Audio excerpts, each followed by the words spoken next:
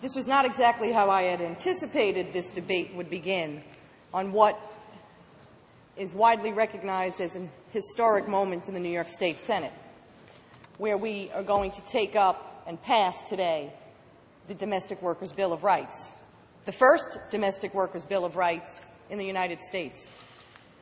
The women who are sitting up above us in the chamber on both sides are a small representative sample of the 200,000 domestic workers who work in our state, seeing to it that our economy continues, taking care of our children, taking care of our elderly, taking care of our homes. Their workplace is someone's home. So yes, in fact, it is a place of employment. But what they're doing is nothing new for working people in the United States. You know, the concept of workers banding together for mutual aid and protection is not a new tradition. In fact, it dates back to the medieval craft guilds, when smithies and carpenters and masons banded together in an attempt to improve their working conditions. There's a 500-year history of the fight for workers' rights in this country. And whenever they banded together for mutual aid and protection, there was always people who stood before them and against them and said, we can't afford to do this. We can't do this. We can't provide basic rights. But yet and still, workers fought against it, and they rose. They rose in places like Ludlow and Lawrence, the coal mines of West Virginia, the factories and the sweatshops of our urban centers, the shipyards of Brooklyn, the wharfs of San Francisco. They were beaten down every step of the way, beaten down by the courts and the legislatures, and still they rose. Beaten down by cops and Pinkertons, and still they rose. Industrialists and robber barons, and still they rose. And New York State assisted working people in their fight for justice in many ways long before the federal government ever acted. This state enacted the first child labor laws. This state enacted the first minimum wage law. This state enacted the first factory worker protection laws. And long after we did that, the federal government finally passed the National Labor Relations Act in 1935, when Franklin Delano Roosevelt, a former member of this body, enacted into law workplace protections for every worker in America, with the exception of two groups. One, of course, is farm workers, and the other was domestic workers.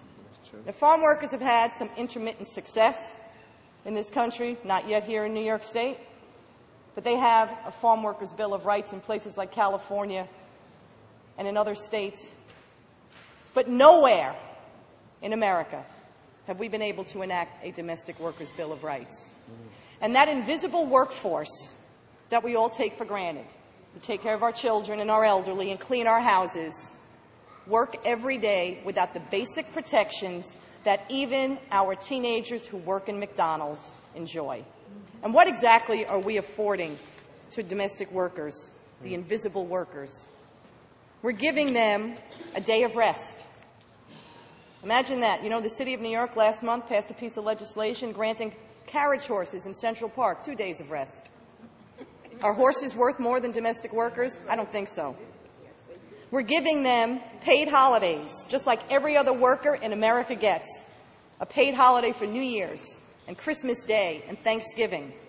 And the ability to waive that holiday and be paid overtime, just like every other worker in the United States enjoys. Sick days and vacation days, just like every other worker.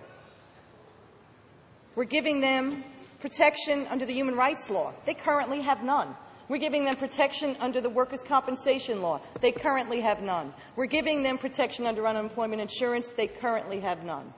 And with respect to the issue that Senator Lanza raised, he's right. He and I worked on this piece of legislation and worked on the language. And I had thought that we had achieved something that he understood or was willing to support, but obviously he still has some concerns about it. And I'm going to work with him and listen to those concerns, because this bill, while it's going to pass here in the New York State Senate today, doesn't have an exact match in the Assembly. The Assembly bill is the weaker version. Senate is the ceiling. And the Assembly is the floor. But because this House has always led with respect to protecting the rights of workers, it is appropriate that we put forth the better bill.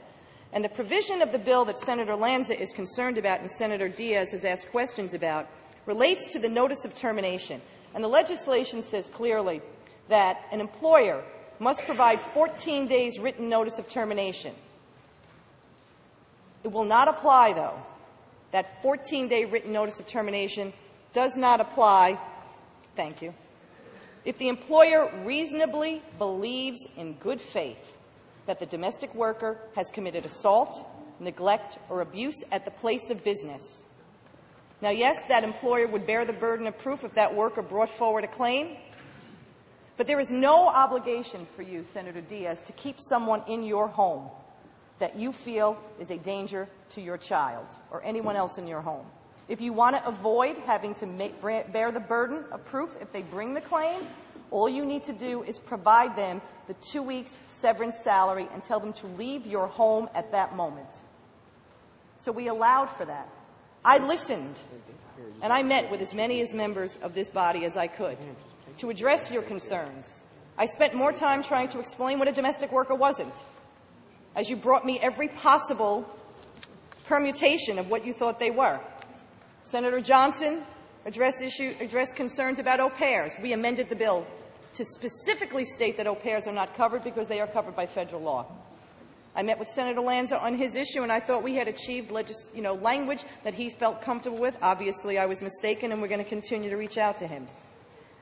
I explained to as many people as I could that domestic workers are not babysitters. They are not casual employees. They are not the woman who shows up to clean your house on Thursday and goes next door and cleans someone else's house on Friday. They are not people who work for an agency who then come to your home.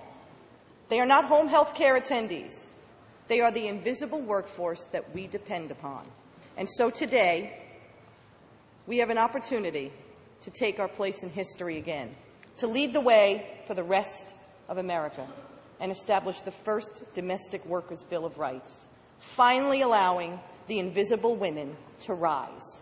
I sincerely hope all of you will look up in the chamber and you will see the faces of these women, and you will understand their plight and realize that those most basic protections that every one of us takes for granted, even our youthful workforce in McDonald's, they have none. Here is our chance to do something.